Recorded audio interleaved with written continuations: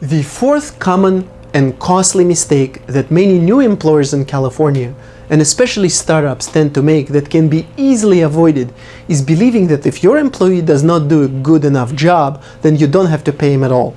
That somehow you're relieved of the obligation to pay him his wages. And that's just not the case. Under the law, if your employee shows up at work, you have to pay him for all of his hours worked. You have to pay him his wages as agreed, regardless of the quality of his work performance. And that argument that you don't have to pay him because he didn't do as good of a job as you expected him to, that argument is almost never going to work. It's not going to work in court, in labor board, or anywhere else.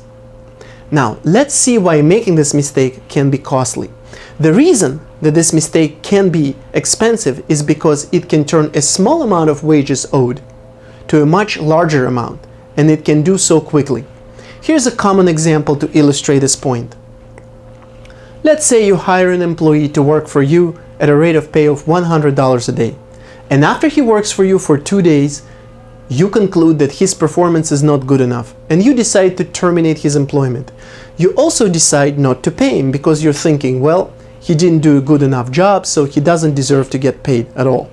So that employee goes to the labor board and he files a claim for unpaid wages for those 2 days that he worked and didn't get paid, which is $200.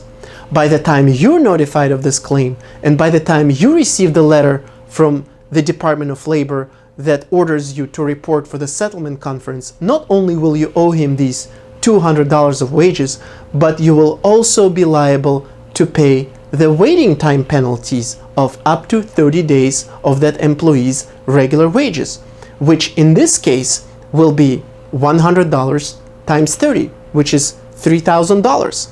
So $200 obligation turns into $3,200 within 1 month, and for no good reason.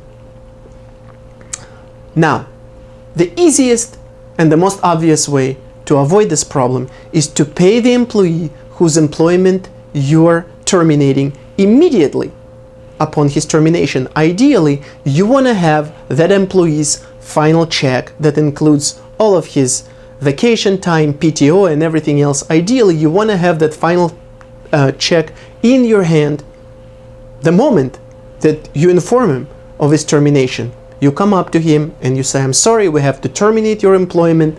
Here is your final paycheck.